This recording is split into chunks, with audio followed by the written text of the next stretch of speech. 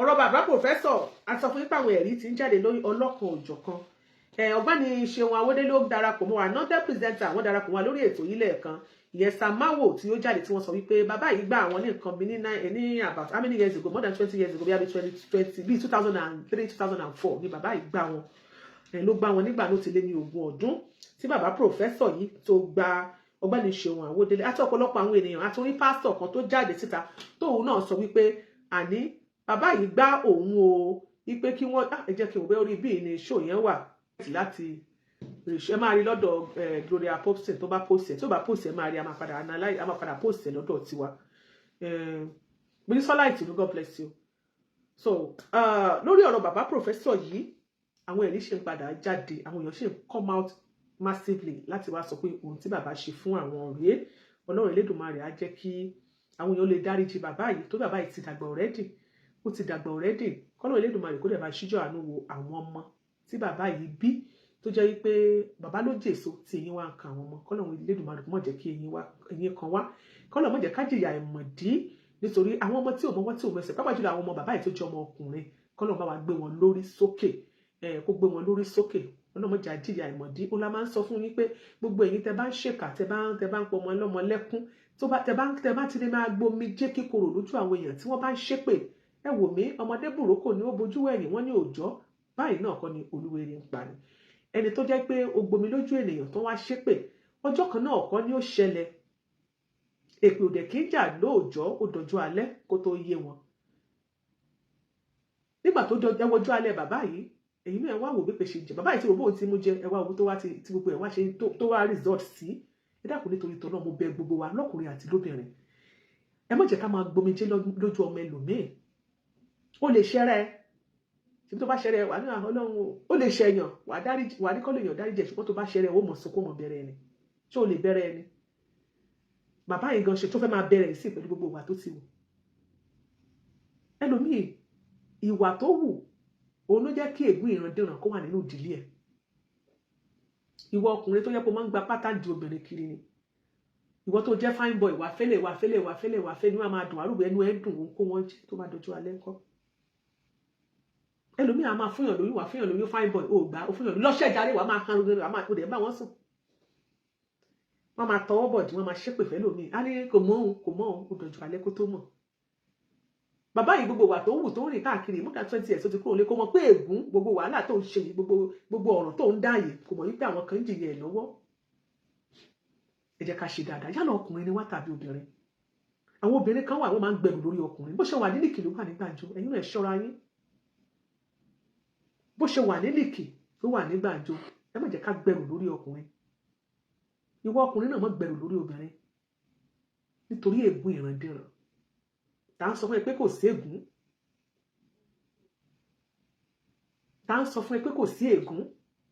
ègún wà èpè wà tá sọ pé kò sí ayé ń bẹ èèyàn wà èèyàn abìdé yàn orí àti mọ́ jàjọ ogun lọ́ngbà míì wá ṣẹlò míì kò ṣogun sí ẹ kò ṣe kankan ṣùgbọ́n tó bá fọwọ́ gba orí ẹ̀ báyìí gbogbo tó bá pè jáde ní mọ́mẹ́ǹtì yẹn yóò sì mọ tọ ẹni tó bá bàjá àbí tó bá ṣàdásí yóò sì mọ tọ lẹ́yìn lọ àfìgbà tó bá tó lanu ẹ̀ pé òun dáríjì lágbájá tó kúrò nínú ìpèkùn tó kóra rẹ̀ sí nítorí àtẹnujẹ tàbí nítorí àìlóòótọ́ tàbí nítorí tó fẹ́ jẹ́ àti tó fẹ́ dà irú wọn ìsì ìpadà jẹ wọn ìpadà dà bó bá jó lọ tó jó wá gẹ̀rẹ̀rẹ̀rẹ̀ inú wa sì mọ́ ọdún báwọn ti arrive ẹ̀ẹ̀kan náà yóò sì jó lọ lẹ̀ gbọ́n èèyàn lè pẹ̀lú bàbá tó ti gba mílíọ̀nù lọ́wọ́ àwọn èèyàn ní ìgbésí ayé wa padà dípẹ́ ní ti ń sùn tó ń wọ̀ káàkiri láti from one church to another èèyàn lè wá gba pé ibi tó wà háìdì ìgbésí ayé rẹ̀ sí ni ẹ wá wo bàbá ò tún lè ṣe bàbá balẹ́jẹ́ ó bọ̀nà jẹ́ bàbá lọ sọ́yọ́ bàbá ti ń lẹ ẹdẹ ó ti bẹ ẹ̀dẹ̀ jẹ́ ó ti wá dé láti ẹdẹ báyẹ̀wò ẹ̀dẹ̀ tó wá padà sí ṣó wá ṣe wọ̀ fún bàbá ní gbogbo bí bàbá ṣe rí owó tó kì í ṣe pé bàbá kọ́lé pẹ̀tẹ́ẹ̀sì sí Iléṣà bí bàbá ṣe lówó tó kì í ṣe pé bàbá rọmọ nílé ìwé bí bàbá ṣe wá gbààyàn tó gbàwọn èèyàn gbogbo orí gbígbé orí tútù rí tó kó gbogbo ẹ̀jọ kí ni bàbá fi dà ní ayé oúnjẹ náà ló fi jẹ bàbá ṣe láwọ̀ àwọn ń dán yánmúyánmú ìdè ni ó padà ṣe ẹran ara ẹ̀ tí ó padà tàdé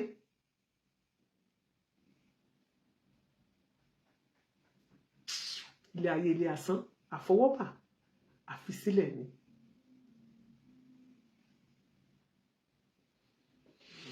Àwọn èèyàn ní kí wọ́n ní Ọdẹ́kúnlé Gbénga Ebenezer only please update on the student in Lagos that was spying from the church. Yes, lórí ọ̀rọ̀ yẹn mo sọ fún yín ní jọ̀wọ́ náà pé àwọn iléeṣẹ́ ọlọ́pàá wọ́n sọ wípé àfikún wá ṣe autopsy. So ìgbà tí wọ́n béèrè pé mo ní wọ́n ti pààyàn pé wọ́n ní autopsy bla bla bla ní tó bá di lọ́la tí wọ́n bá ṣe autopsy táwọn bá nílé bá lọ gba àwọn ọ̀daràn bá lọ gba lọ́yà pé tó wá dẹ̀ tí tọ́jú bá sí lọ́yà wọ́n gbà tó wọ́n máa fà á lọ wọ́n máa fà á bọ̀ wá sọ wípé kì í ṣe òkú lágbájá lẹ níbẹ̀ pókù ẹ̀ràn ni pé wọ́n lè yí ṣùgbọ́n tó bá ti ṣe DNA tó ṣe autopsy wọ́n ṣe gbogbo ẹ̀ wọ́n máa fi díẹ̀ múlẹ̀ òkú lágbájá ni ọmọ lágbájá ni lóòótọ́ lágbájá gan náà ni wọ́n wú jáde ńbẹ̀ ìyẹn làwọn yẹn ṣe pé suspect ni wọ́n yẹn wọ́n máa fi bá wọn fẹjọ́ tí a fi lè rí ìdájọ́ òdodo gbà. But àwọn pastor ó sì wà ní ọ̀dọ̀ ọlọ́pàá wọn ò tí ì fi sílẹ̀ ó sì wà ní àkàtà àwọn ọlọ́pàá. Ọláolúwa tó jẹ́wọ́ tó kàbòròbò nígbà náà ó sì padà òun náà sì wà ní tọ̀dọ̀ àwọn ọlọ́pàá bó tilẹ̀ ṣe pé ń jò ní ṣẹ́ra ẹ̀yin Celestia èmi kàn ní kinní kan ni wípé ẹrú kan ló máa ń mú ní bùgbẹ̀ ẹrú ṣùgbọ́n ṣe rí ẹ̀yin tí ẹ wà ní ọ́fíìsì pásítọ̀ ẹ má bínú o pé mo ní advice mo lọ́rọ̀ kékeré kì í ṣe advice ọ̀rọ̀ kékeré kan sọ ẹ má bínú o torí wọ́n sọ pé Iyalaje rúdù sí wọn wọ́n ní Iyalaje bú pásítọ̀ mo dẹ̀ rẹ́rìí pé a lè bú pásítọ̀ yìí kílẹ̀tà lè bú pásítọ̀ yìí ṣèbí àwọn èèyàn bú ṣé wọ́n máa bú bàbá Adébóyè ni wọ́n bú Adébóyè náà wọ́n bú ti wínàsì wọ́n bú ti kérúbù kò sí ìgbà tí àwọn èèyàn ń bú wọn tó bá jẹ́ pé bóyá pásítọ̀ yìí náà la bá bú ẹ mọ́ bínú ṣùgbọ́n tá a bá sọ kò ní da àwọn òkè ń gbèsè yìí ìka kan ṣe understand. nǹkan tí wọ́n ṣàkíyèsí ni wípé ẹ̀yin èèyàn mi ṣe wá rí nínú gbogbo ọ̀rọ̀ yẹn a ti wá rí pé àwọn ìjọ Celestia tẹ́ bá wà bí ẹ má bínú èmi ò lérò tọrọ kí mo sọ arákùnrin kan wà tó máa ń pè ní bàbá àjòvì ó rẹ̀ pa ti máa ń sọ bàbá àjòvì yẹn ni kí lẹ máa ń pè wọ́n náà o tax force ó rẹ̀ pé òun ni chairman àwọn tax force bàbá àjòvì torí pé àwọn cases kan ti máa ń ṣẹlẹ̀ bíi pé wọ́n sọ pé nǹkan kan ṣẹlẹ̀ ní ṣẹlẹ̀ kankan bàbá àjòvì yẹn ni mo máa ń rábọ́ tí máa lọ sórí Celestia tax force torí àwọn míì máa ń sọ tí máa ti sọ̀rọ̀ kan tó bá ti ní ṣe pẹ̀lú Celestia wọ́n máa ń táàgì mi àbí kọ́ send link pé bàbá àjòvì ti sọ̀rọ̀ lé lórí àwọn tax force ti dé ibẹ̀ mo máa ń pè who is tax force later mo máa wà ń tí bá ti ní anything tí bá ti sọ tàbí tí máa rí pé wọ́n ti táàgì mi màmá pé okay bóyá reply ti wà bẹ́ẹ̀ I will just go to that page so bàbá àjòvì yẹn ló máa ń sábà fún wa ní update tó bá di pé àwọn blogger àbáwọn speaker ti ń sọ̀rọ̀ nípa kéèsì kan bàbá àjòvì yẹn máa sáré lọ síbẹ̀ ìgbésẹ̀ tó bá gbé tíjọ ṣẹlẹ̀ bá gbé wọn máa ń jẹ́ ká mọ̀ so tó bá dẹ̀ tẹ́ wa lọ́rùn àmà tó kún tẹ́ wa lọ́rùn tó bá tẹ́ wa lọ́rùn àmà sọ pé bye shall get bò mo wá rí wípé bóyá mi ò mọ̀ o bóyá nítorí pé láti dẹjọ́ tó wà lẹ́yìn nù wọ́n rí wípé kéèsì tó wà lẹ́yìn ó dàbí pé agbára bàbá àjòvì yẹn ò ní ká mo wá ṣàkíyèsí àwa ti gbọ́ wípé wọ́n ti yọ bàbá àjòvì kúrò wọ́n wá lọ fi ẹnìkan ó dẹ̀ pé bóyá assistant commissioner of police bóyá former assistant commissioner of police òun wọ́n wá lọ gbé sí position àjòvì yẹn ẹnìkan tó ṣàṣìṣe ọlọ́pàá rí tí wọ́n mọ̀ pé ó ní position dáadáa tó jọmọ ọjọ́ wọn òun wọ́n wá lọ gbé síbẹ̀ wípé kó máa lè máa jẹ́ chairman task force yẹn lọ́dọ̀ ti tèmi I don't understand bóyá kó lè máa bá wọn dá kéèsì nù àbí kó lè máa bá wọn rí sí kéèsì ni wọ́n ṣe lọ gbé bàbá àjòvì yẹn wá ẹ̀nà fi yọ bàbá àjòvì kúrò lórí ẹ̀ pé yẹn civilian ni àwọn wọ́n rí pé ni yẹn pé civilian ni wọ́n wá ti lọ gbé bàbá àjòvì yẹn síbẹ̀ wọ́n ti yọ bàbá àjòvì kúrò wọ́n ti wá lọ gbé commissioner assistant commissioner ó lè pa assistant commissioner of police ní former wọ́n wá lọ gbé síbẹ̀ ìwọ tí wọ́n sì gbé síbẹ̀ bàbá former commissioner of police wòmí tẹ́ bá ṣe tó kù díẹ̀ káàtó kò ní kẹ́ mọ́ ìjẹgbà ẹgbọ́n àbẹ́ ìdáhùn kò dẹ̀ sí géèmù kankan tẹ́ ẹ lè gbá tí wọ́n gbé yín síbẹ̀ kò mí pé ẹ lè rí géèmù gbá o tí wọ́n bá ṣe nọ́mà àwa gan máa jáde síta pé gbogbo nǹkan ṣe nọ́mà ni àwa gan máa kí ṣe yín lẹ́yìn ṣùgbọ́n tó bá kù díẹ̀ káàtó sà tí ajere ìbàjẹ́ bá ṣí mọ́mọ́ ọjọ́ yín lórí sà tí ẹ bá lọ ń try láti gbẹnu sí sà tẹ lọ ń try láti ṣe ákípáǹkì sà ẹ máa lé ìbèrè tó bẹ́ẹ̀ pé ẹ jẹ́ kàn mí assistant clinical commissioner of police rí yẹn kò kan wá kò káyé o wà láì mo jẹ́ kẹ́ mọ̀ pé kò káyé ẹ bá yọ civilian kúrò kẹ́ ẹ gbé former commissioner of police sí àbí kẹ́ ẹ gbé former IGIG sí kẹ́ ẹ gbé former governor sí kò káyé kẹ́ ẹ gbé former senator sí kò kàn wá o anybody lè gbé síbẹ̀ o but anybody tẹ́ ẹ bá gbé síbẹ̀ sà ẹ̀yin tẹ́ wà lọ́fíìsì ni mo ń sọ o anybody tẹ́ ẹ bá gbé ẹgbẹ́ ẹni yẹn síbẹ̀ pé kó ṣiṣẹ́ normal kì í ṣe pé láti wá lọ ṣe àlùpàdé àti àlùpàìdà fún yín o kò lè possible we are not going to get that we are not going to accept that from any one of you we are not going to accept that that's why he was placed wọ́n ní láti sọ bẹ́ẹ̀ kò possible àwọn máa ẹ wò ṣé former commissioner lẹ́lẹ́gbẹ́ síbẹ̀ ẹ wò a máa fún ní bọ́mbà tó bọ́mbà ní gbogbo iṣẹ́ tó bá ṣe a máa fún ní bọ́mbà tó bá ṣe iṣẹ́ tí ò dá máa dà láàmú ìyẹn ni update tèmi ni torí wípé lẹ́nu nígbà tí mo kọ́kọ́ máa mọ̀ wípé wọ́n ti gbé màyí sí ẹ mọ̀ nǹkan tó wá ṣe wọ́n wá lọ ṣe meeting pẹ̀lú commissioner of police nípínlẹ̀ Ọ̀yọ́ CP èyí máa tí mo sọ pé wọ́n ṣẹ̀gbé síbẹ̀ yìí ó wà ń bẹ̀ ẹ̀yin lẹ́ni ẹ̀bẹ̀rẹ̀ update o ìyẹn former deputy àbíkẹ́lẹ́ máa ń pè ṣé police former deputy governor CP àbíkẹ́lẹ́ máa ń pè yes ó wà ń bẹ̀ then wọ́n wá mú lára àwọn student union wọ́n wà nínú meeting yẹn àwọn ọlọ́pàá díẹ̀ torí CP wọ́n lọ bá CP náà pé àwọn kan náà tó jọ wà nínú meeting yẹn wọ́n wá lọ rí ọlọ́pàá wọ́n lọ bọ́ ọlọ́pàá sọ̀rọ̀ ṣùgbọ́n wọ́n invite family irú meeting gbòǹkẹ́lẹ́ wo lẹ lọ ṣe tí ẹ pé family tọ́rọ̀ ṣẹlẹ̀ sí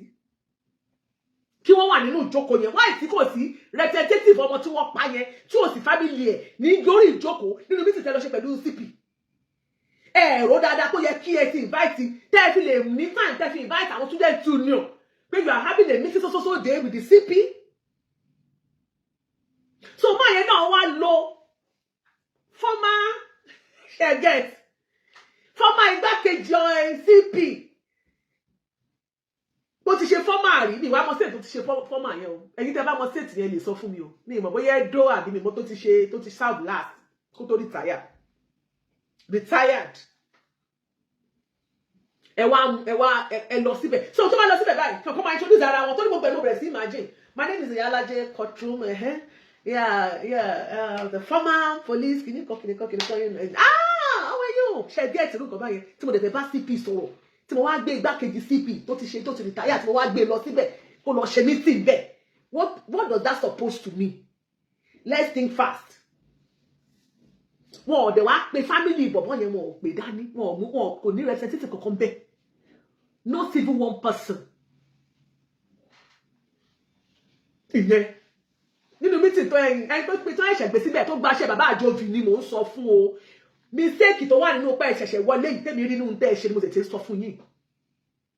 irú ẹ̀ ò túbọ̀ dẹ̀dẹ̀ tún wáyé mọ́ tẹ́ ẹ bá máa ṣerú meeting yẹn kò yẹ kẹ́ ẹ jẹ́ kétí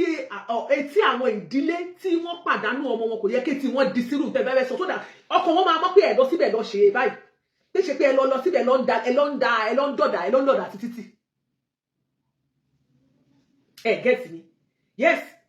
ó yẹ kẹ́ ẹ play game yín kó wà play sódà àwọn family yìí ò ní máa rò wípé ẹ ti lọ síbẹ̀ tí lọ ṣe wàyówàyó àbí kílé tẹ́ ẹ lọ síbẹ̀ tẹ́ ẹ pé family dání tẹ́ wá lẹ lọ rí ẹ wá ká ní pé ẹ kàn lọ síbẹ̀ tẹ́ ẹ wá sí ẹ pé student union tẹ́ ẹ pé meeting ó sì dá wọn ní ẹ kàn lọ rí student ẹ kàn lọ rí CP ṣùgbọ́n ẹ wá lọ pé meeting ẹ ti la àwọn tẹ́ wọ́n ti lọ pé student kìíní kan wọ́n ti jókòó representative tó wà mẹ́ kílé tí kò sí representative fọmọ tó kú tó sì family ẹ̀ bẹ́ẹ̀ kílé tí ò sí family wọn bẹ́ẹ̀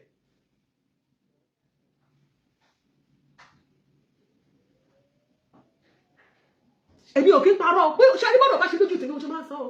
ẹ gbàgbé nípa religion o whether Christian or Muslim American I don't care èmi ò gbẹ́ sí ìrù mi ò gbẹ́ sí kárí ọmọ ìyá mi ní gbogbo wọn àti Christian àti Muslim àti oníṣẹ̀ṣe mi ìfẹ́ kẹ́ni kankan kú mi ìfẹ́ kẹ́ni kankan rà nínú because Ọlọ́run kan náà ló dá gbogbo wa. But the first step tí màá yí kọ́ máa kọ́kọ́ take ó ti jẹ́ ká mọ̀ yìí pé iṣẹ́ tó fẹ́ wá ṣe bẹ̀ yẹn nìyẹn bó ṣe rí lọ́kàn tiwa nìyẹn bóyá ẹ̀rọ bẹ́ẹ̀ o ẹ̀dẹ̀ lè má mọ̀ ṣe bẹ́ẹ̀ o ṣùgbọ́n bó ṣe rí bẹ́ẹ̀ bó ṣe rí lójú àwa nìyẹn táwa tẹ̀ ti ń gẹ̀gùn báyìí bí èmi àìmọ̀ mo rẹ̀kẹ́ yín báyìí mò ń wò mo rẹ̀kẹ́ mò ń wò gan mo rẹ̀kẹ́ mò ń wò mo rẹ̀kẹ́ mò ń wò yín ni sà ẹ má bínú sà ó ní ká máa respect ẹ má bínú sà former deputy kìnìún kan former ẹ bá mi kó mo ṣe máa pè ní ó ṣe former police CP àbí former deputy kìnìún kan ẹ wò ó ní ẹ ṣáà ti yé yín deputy gov mo ní deputy gov ẹjọba ni mo máa ṣe pè náà ẹ̀yẹ́ dáwà lórí TikTok kò nice ṣókò yẹ kẹ́ ti kọ́ mi ṣé deputy ṣé police deputy kìnìún kan la máa pè ní àbí vice gbọ́ kí náà ń pè ti police náà retired báwo yẹn máa sọ ẹ tí mo sọ ẹ ti mọ̀ ẹ̀yẹ́ bóyá mo ti ẹ̀fẹ́ wò bóyá mo lè rí líǹkì then ó yẹ kó ti ṣe autopsy báyìí because ó dẹ̀ pa àná ni wọ́n sọ fún mi pé wọ́n máa ṣe autopsy wọ́n ti ṣe autopsy ọmọ yẹn báyìí so result ò tí ì jáde because mo rí message ní ìjẹta pé wọ́n máa ṣe autopsy ẹ jẹ́ kí n wo message àwọn ẹ jẹ́ kí n wo family message wọn.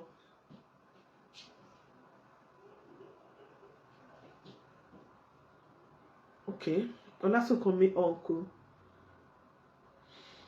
on Wednesday ló send message sí mi so wọ́n ti máa ṣe láti Thursday only we have concluded with the plan to do the autopsy tomorrow which is wọ́n ti ṣe autopsy látọjọ́ Thursday so wọ́n ti ṣe autopsy yẹn láti Thursday former deputy governor of police ada fún yín jàre Ọdẹ́kúnlé Gbénga akúkú dá fún yín ẹ̀yin lè jìkà tí òjò ọ̀run òye former deputy commissioner of police so wọ́n ti máa ṣe autopsy yẹn ní ọjọ́ Thursday so nǹkan tó wà nílẹ̀ nìyẹn for now so result autopsy yẹn kó jáde síta tí result autopsy bá jáde síta ká wá wo nǹkan tí wọ́n fẹ́ ṣe sí from there carry justice then mo fẹ́ give kudos to former deputy commissioner of police yẹn tí wọ́n sọ pé ó lọ sí meeting ó yẹ pé meeting tí wọ́n lọ yẹn má gbàgbé pé mi ò fọwọ́ sí wípé wọ́n ṣe meeting yẹn wọn ò nǹkan tí mo sọ pé meeting yẹn ò pé ṣe pé mi fọwọ́ sí meeting yẹn ò pé torí pé wọn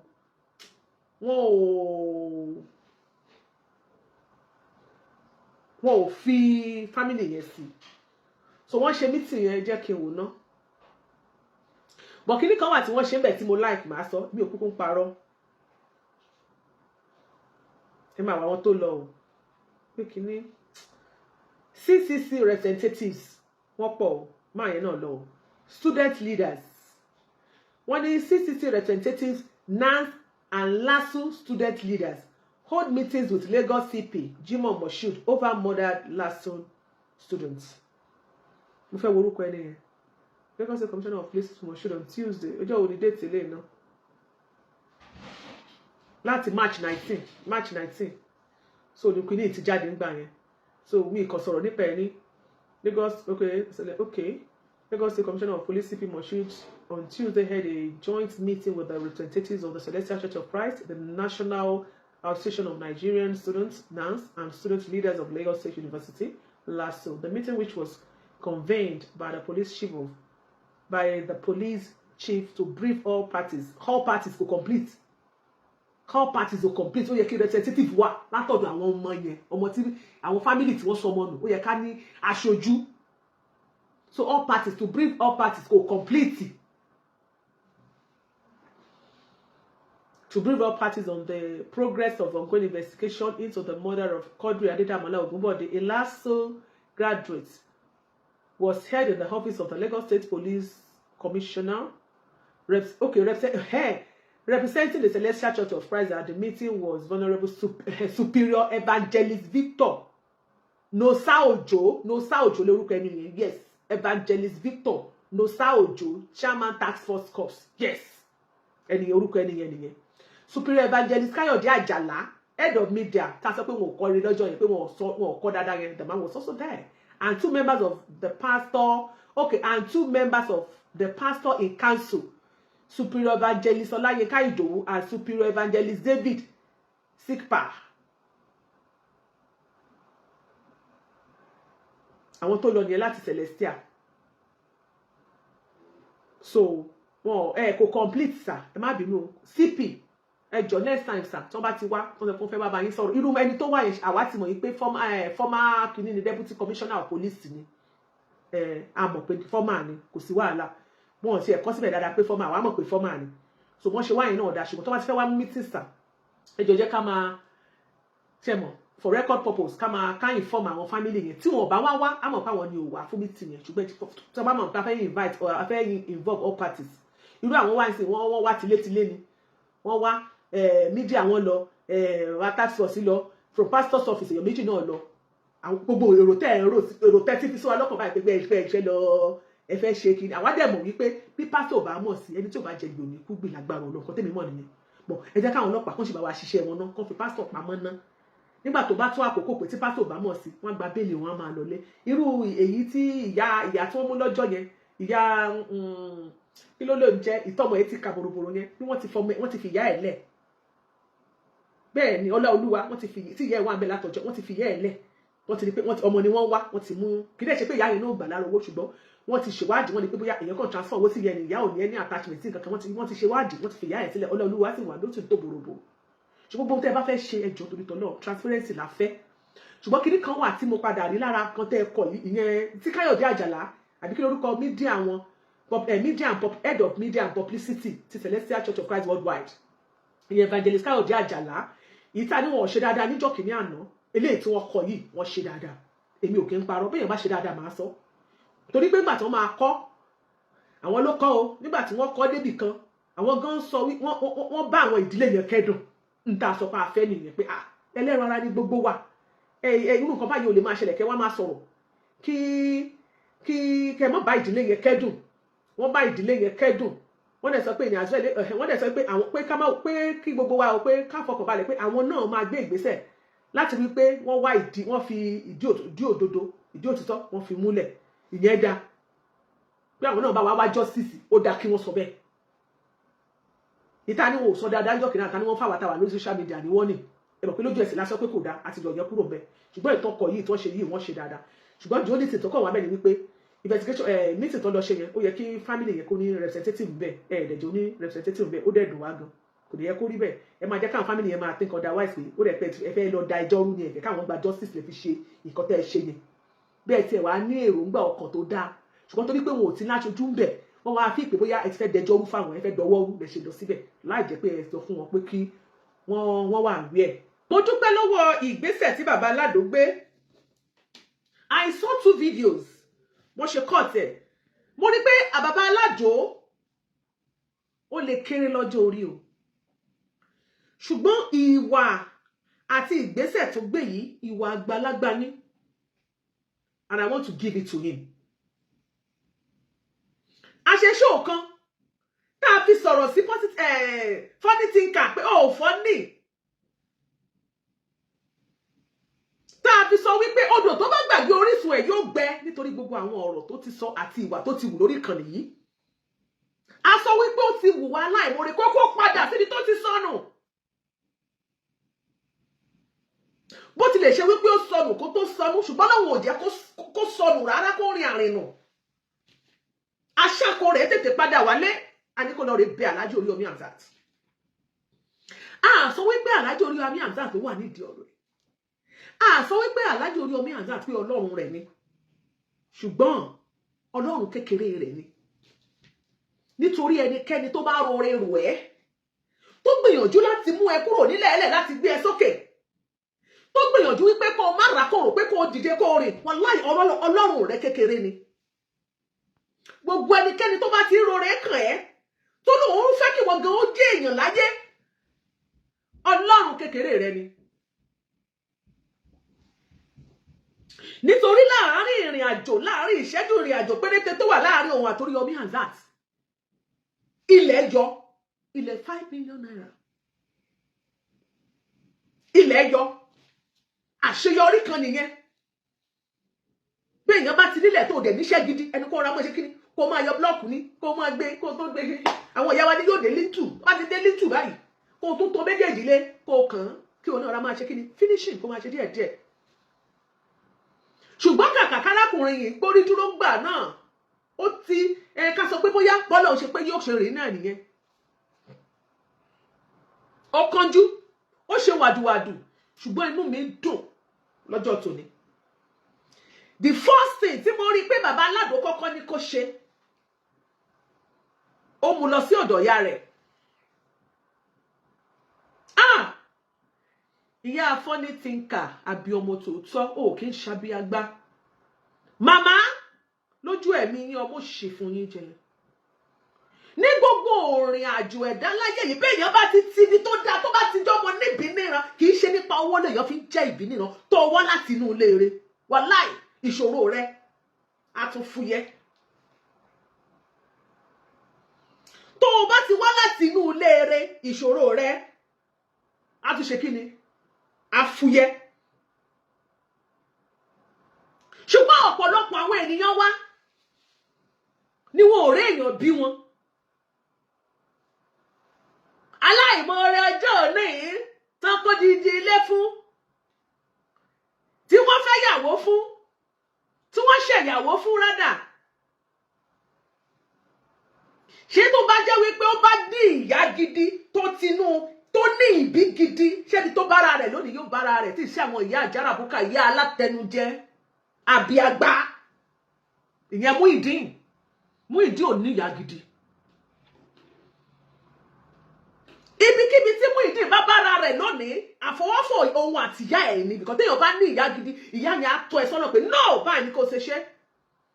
bórí ẹ bá fẹ́ yí báyìí wọ́n ní àgbà kí wà lọ́jà kórí ọmọ tuntun ọwọ́ ìyá ẹ̀ máa fọwọ́ mọ́ọ̀dẹ̀ padà ó máa straighten ẹ̀ ní àgàtọ̀ báyìí ni pé jáde wọ́ọ́rọ́wọ́ lábẹ́ ẹ̀ ní mọ́jọ́ orí rẹ̀ ó tẹ̀ mọ́jọ́ orí rẹ̀ ó pín kì. Respect to mama funny thinker mama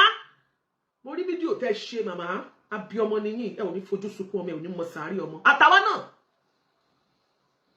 ẹ ṣàdúrà tinútinú fún ọmọ yín ẹ ṣàdúrà forí yọmí ẹ ṣe àdúrà fún Oríyọmí ó rà pé àwọn ọmọ ẹ ti tọ AC ẹ jẹ́ kí ní kan wá ọ́fíìsì o nínú òtútù ìṣòyẹ kan tó tọ AC wọ Ọlọ́run jẹ́ send message sí wọn lè kó bá mi wọ́n ṣe wọ́n fẹ́ hello come and help the AC please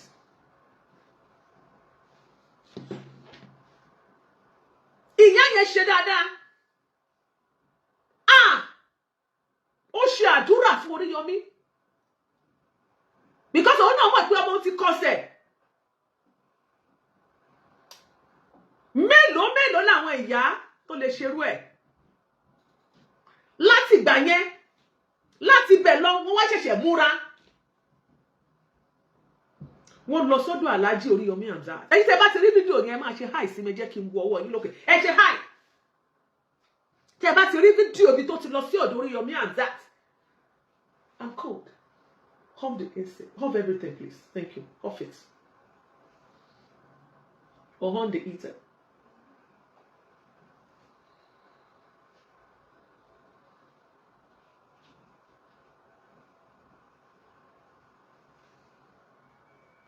video yẹn máa ṣe hi sí mi if you have seen the video Mommy Oladoni Oloyoluwa thank you so much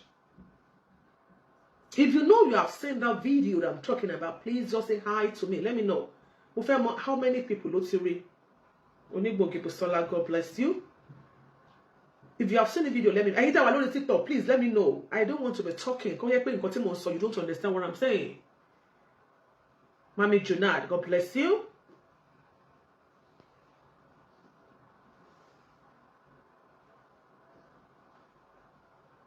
Hey, Mama Z, God bless you. Eshima, thank you so much. Anytime I load the TikTok, I can see you. I saw the video, Mommy Oluwabukolami. God bless you, ma. That video. If I go on, funny thing, Katie, Kokoshe. Sharing my Kokoko to the video, yeah, wala, o ti mu Iyalaje kúrò. More than half, go to mu kúrò lọ́kàn mi. Yes, o da ke your ni. Oh, hey, ti rí dáadáa, God bless you. Orí ọ̀fẹ́ ṣá, God bless you. Olórí Shobake one. Ayọ̀dèjì Deborah, God bless you. Ṣé rí gbogbo bí ìwà tó wù yẹn tẹ̀ ṣe kọ́kọ́ rí yẹn. Bí mo ṣe kọ́kọ́ rí fídíò ìyá yẹn tí mo wò báyìí pé ó mà dákẹ́ yẹn ò ní ìyá o. Ọkọ mi tẹ̀ ọkọ wálẹ̀ lọ pé yes. Bọ̀bọ́ yìí ò ní sọnù. Bọ̀bọ́ yìí ò ní jábọ́ nítorí pé ó jáde láti ilé rẹ̀. Bàbá Aládò kò ní bàjẹ́ fún ẹ láéláé. O kú àdúrótì. O kú ìfọmọnìyàn ṣe o dẹ̀ kú àtúnṣe. Mọ́mí ṣé bá Ṣóbàjò Ọláníyàn Ọlájídé, God bless you, sir. Aishat Alake, ṣé ti rí. Alake, ṣé ti rí fídíò tí mo sọ. Tèmítọ́pẹ́ Àánúolúwapọ̀, God bless you. Kọ́mẹ́rà Ayọ̀túndé Àkànbí Ọ̀jẹ̀dìran, God bless you. I can see every one of you. I have not seen it. Owólabí Olúṣèyí. If you have not seen it, ẹ jẹ́ kí n mọ̀ pé I have not seen it.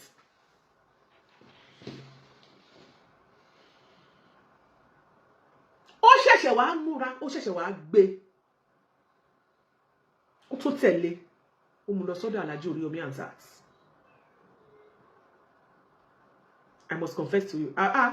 Tí rí kẹ̀. Okay, ẹ jẹ́ ká bẹ̀rẹ̀ báyìí. Tó bá yẹ pé ẹ bá tí rí. Ẹ jẹ́ kí n ṣe ní pápápá ká bóyá lè ó yẹ kó wà lórí fóònù ìṣá. Okay, let me just check. Let me cross check. Okay, mo ní lórí bí. Let me just cross check. Mo fẹ́ wo tìyá yẹn. Ṣé tìyá ẹ̀ wà níbí? I don't have the one of mother here. But Alhaji Oríyọmí wà ní orí fóònù yìí. Mi ò rò bí tìyá ẹ̀ wà níbí. Lẹ́yìn ìgbà náà wọ́n á gbé lọ. Bàbá Bánkẹ́ Fáṣẹwà wọ́n á mú lọ rí Alhaji Oríyọmí Hamzat. Jésù Kristi. Oríyọmí Hamzat, God bless you. Ẹ ṣé o. Oríyọmí Hamzat try. Mi ti fẹ́ bẹ̀rẹ̀ lélẹ̀. Ẹ jẹ́ àkọ́kọ́ lọ wo, mo fẹ́ wo bí tí ó ti bẹ tó ti realize the mistake ẹ̀.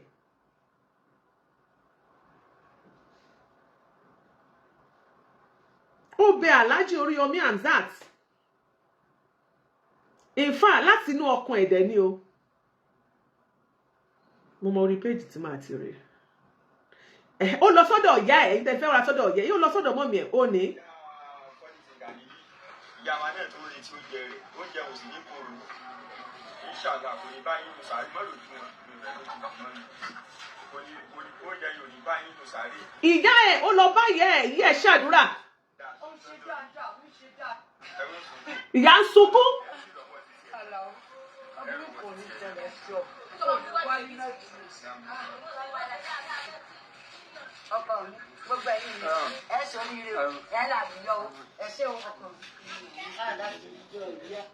Ìyá ẹ̀ ó ń dì mọ́ ó ń sunkún. Ìyá ló ń ṣe dáadáa tẹ́lẹ̀ kó tó di pé gbogbo ẹ̀ wá dàrú. Ó ń sunkún sí ìyá ẹ̀ lọ́rùn ni.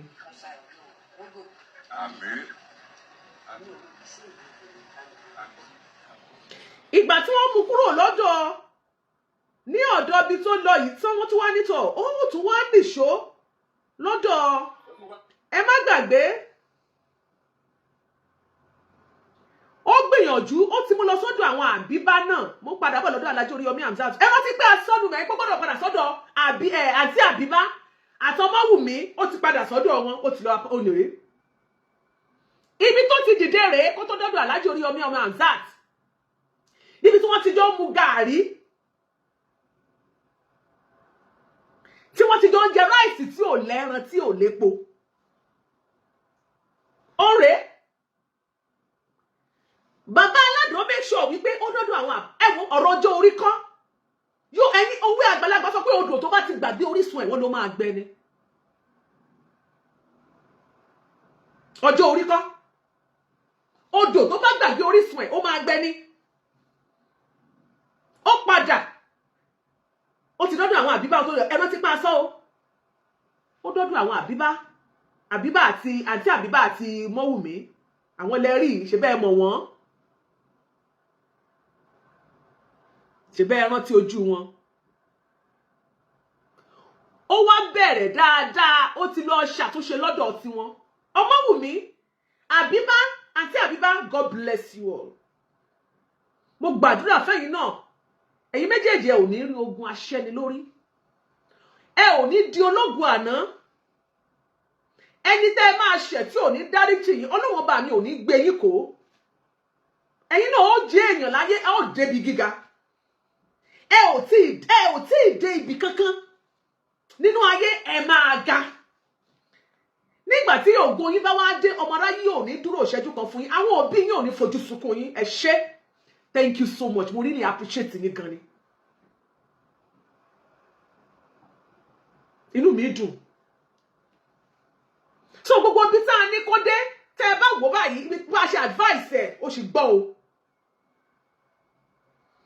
a ní kó lọ sọ́dọ̀ Àbíbá àti ọmọ Mọ́wùmí ó ti dọ́dọ̀ wọn a ní kó dọ́dọ̀ Aláàjì Oríyọmí ọmọ Hamzat ó ti débẹ̀ ṣẹ́yìn náà rí wípé ọ̀rọ̀ náà ti ń ṣe kíni ó ti ń níyànjú bí èèyàn bá ti ṣe tó bá ti ṣe èèyàn tó bá dẹ̀ ti realize pé n tó ṣe òkú díẹ̀ káàtó kí ló tún wá kù ìgbà tó lọ sọ́dọ̀ Aláàjì rèé tó lọ bẹ̀bẹ̀ àwọn èèyàn sì lọ síbẹ̀ náà ẹ ó rí ẹ jẹ́ kó máa bọ̀ díẹ̀díẹ̀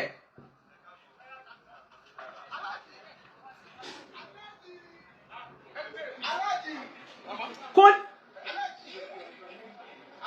àwọn èèyàn tẹ̀lé débẹ̀ lọ bẹ̀bẹ̀ ni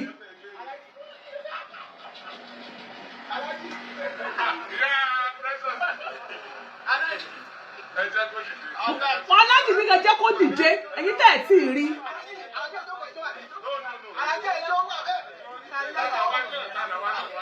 Aláàjì gan hàn bò ní tàlàwà náà níwájú Ọlọ́run ó tún padà olókúnlẹ̀ tó ń sunkún olórí yìí dá fún mi.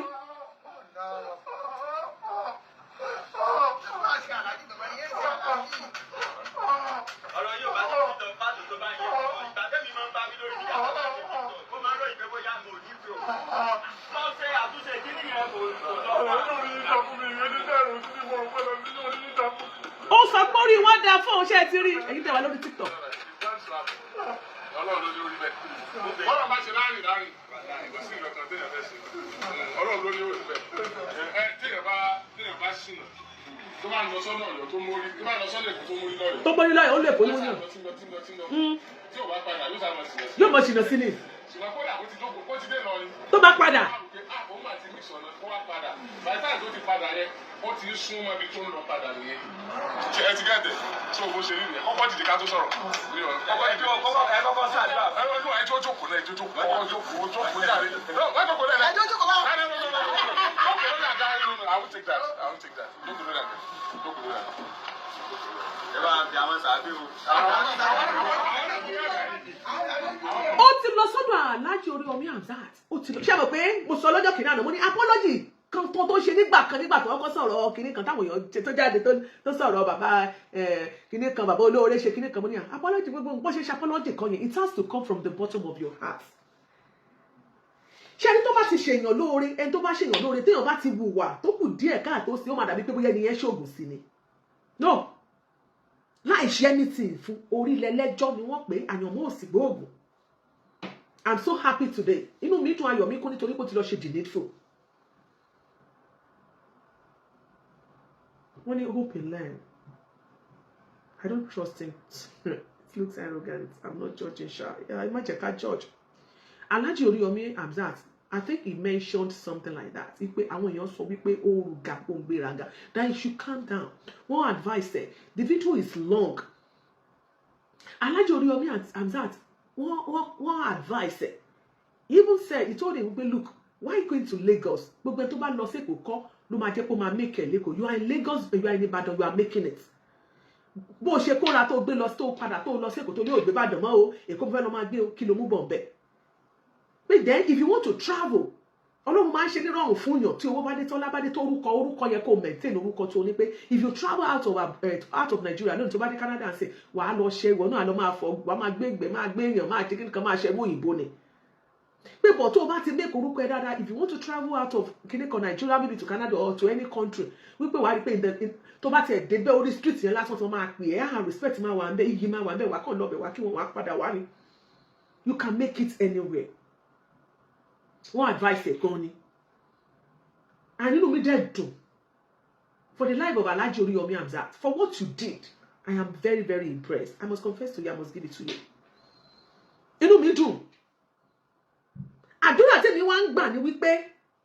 k'Ọlọ́run Elédùmarè bí àwọn èèyàn ṣe ń sọ ní pé k'Ọlọ́run jẹ́ pé bó ṣe wá ti gbogbo ìṣẹ̀lẹ̀ tó ṣẹlẹ̀ sí àwọn nǹkan tó ti là kọjá yìí, k'Ọlọ́run jẹ́ káwọn nǹkan yẹn jẹ́ kó gbọ́n dáadáa. K'Ọlọ́run má tún ṣe ní ajá tó máa padà sí dèébì ẹ̀. Ṣorí pẹ̀lú nǹkan tó tiẹ̀ ti ṣe yẹn, forget about it.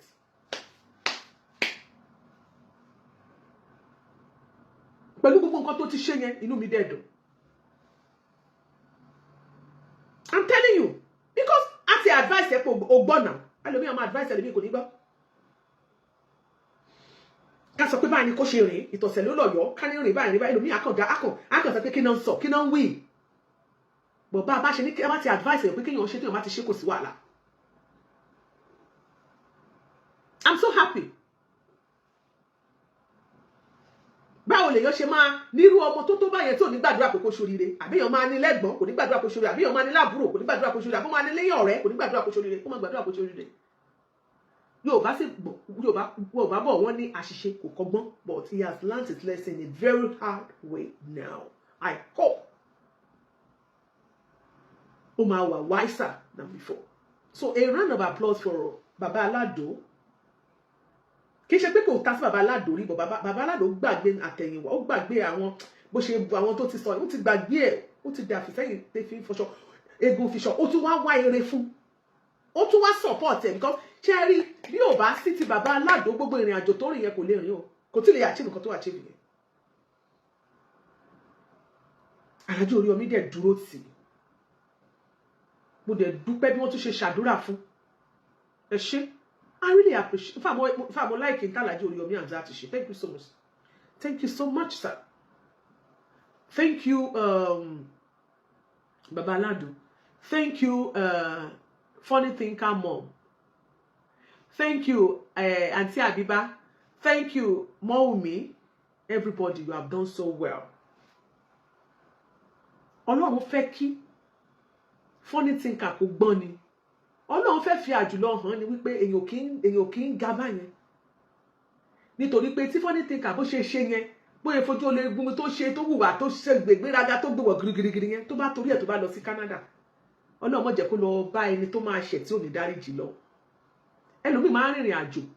á travel, á lọ, á kúrò, á dẹ̀ lọ, á travel, ṣe àdàbí pé kò ní rí nǹkan kan mú bọ̀.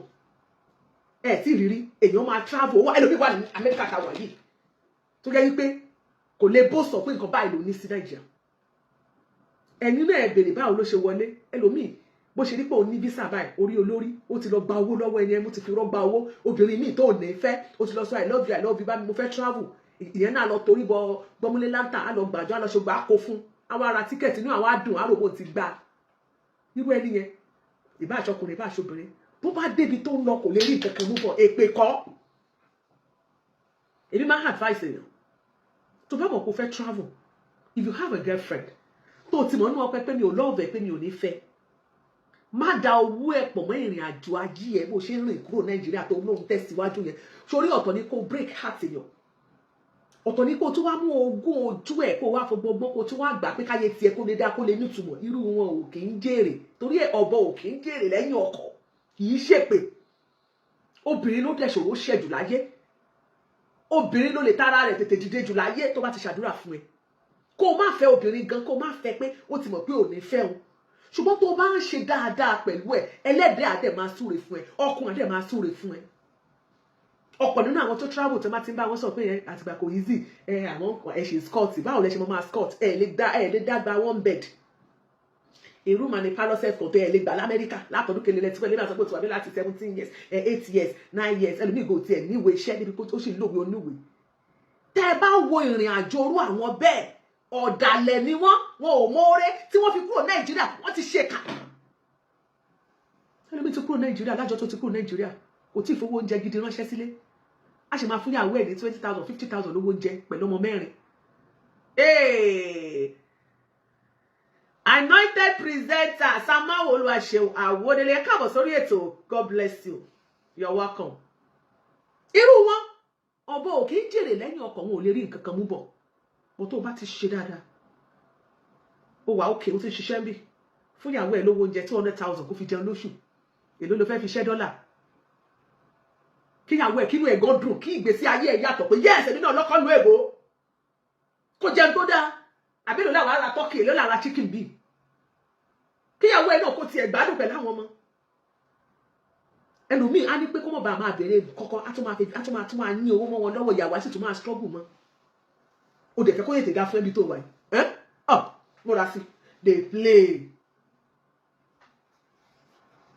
ẹlòmíì wà ìrìn àjò tó rìn tó bá ti ṣèkà kó tó kúrò lé fún yàn ọlọ́run á tún wá tiẹ̀ gẹ́gẹ́gẹ́ sí ẹni tí ó ṣèkà fún wọn náà bí tó bá dé so ọlọ́run mọ̀ jẹ́ kí funny thinker kó learn lesson yẹn ní nǹkan tó ṣẹlẹ̀ sí yẹn pé you have to learn your lesson tó bá dé bí wà wájọ ìyá mi ọ̀tẹ́ àwájú ìyá mi kọ́tà ẹ̀ mọ́ bá jíyà kó mọ́ bá ara rẹ̀ ó yá kọ́kọ́ lù ẹ́ jìbìtì náà kó lè ṣe àtúnṣe náà and thank God he has done the needful thank you so much for doing that funny thinker mo tún kí wọn náà wípé tẹ́rí ẹni a lè máa sọ kẹ́lò bí ìmọ̀ gbọ́ kó ní ẹjọ́ kí náà wí ìwọ náà ti ẹ̀gbọ́n tá a sọ Abiodun Ogunleti God bless you ẹ̀yin ará Dubai thank you so much and God bless you too mo wá gbà ládùúrà gbogbo ẹ̀yin tí pété bá ń bínú sí funny thinker ẹ dákun nítorí ìtọ́ lọ́hùn ẹ bá fọwọ́wọ́nú ẹ bá jèbùrẹ́ àwọn olùgbẹ̀bẹ̀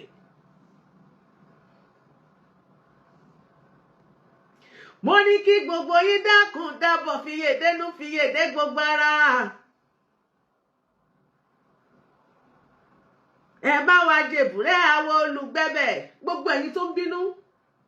ẹ dákun nítorí ìtọ́ lọ́hùn ẹ bá wa fọwọ́wọ́nú Yorùbá ló pòwe tó sọ wípé bí ẹlẹ́ṣẹ̀ bá ti mẹ̀bi rẹ̀ lẹ́bi kò ní pẹ́ lórí ìkúnlẹ̀ fún gbogbo abiyamọ ayé àti tọ̀run tó ń gbé ètò yìí tàbí tó máa tún padà gbọ́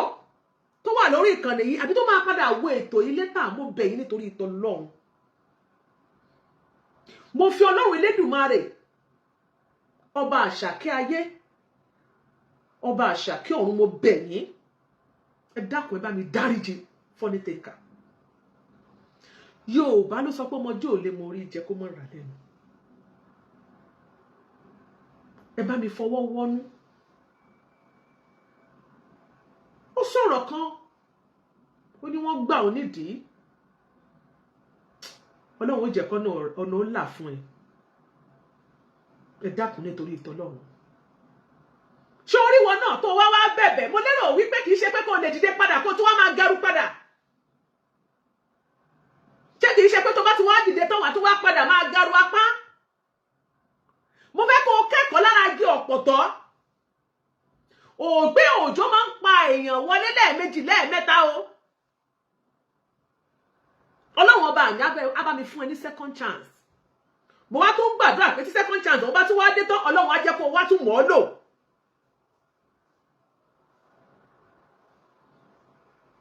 ẹ bá mi ṣe ètò yìí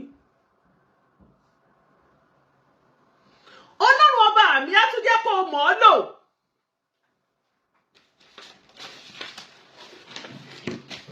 My name is Iyalaje. I'm a video director and TV producer